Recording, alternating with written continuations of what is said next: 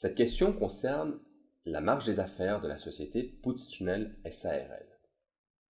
La donnée nous indique qu'elle n'a jamais été rentable et que le bilan intermédiaire au 31 janvier 2019 présente des pertes cumulées qui s'élèvent à environ 50 000 francs.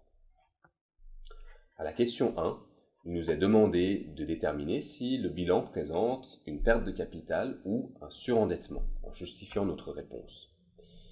Il y a deux méthodes pour calculer ou pour déterminer ces notions.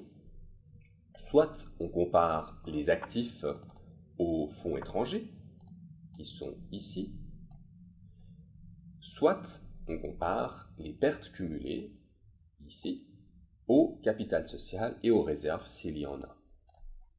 Pour rappel, on est en présence de pertes de capital si la moitié du capital action et des réserves n'est plus couverte par les actifs, et si l'entier du capital action et des réserves n'est plus couvert par les actifs, alors nous nous trouvons dans un cas de surendettement.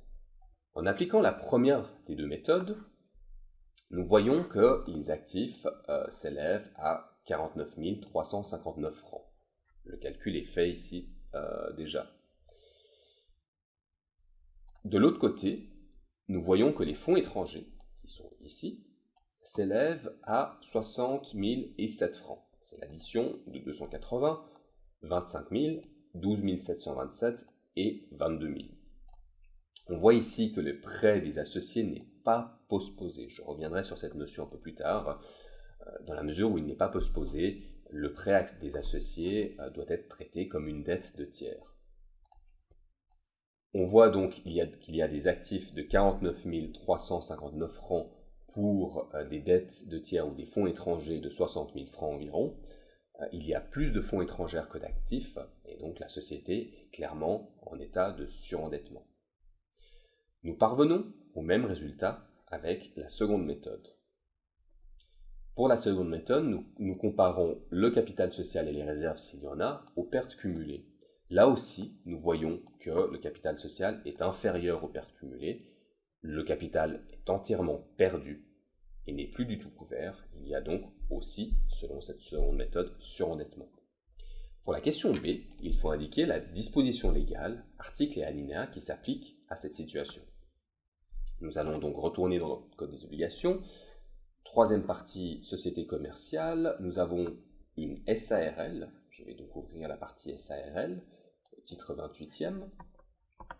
Les dispositions concernant le surendettement, si vous les cherchez, vous les trouverez, se trouvent dans le chapitre 3, organisation de la société, où vous voyez un article 820, perte de capital et surendettement, que je vais ouvrir.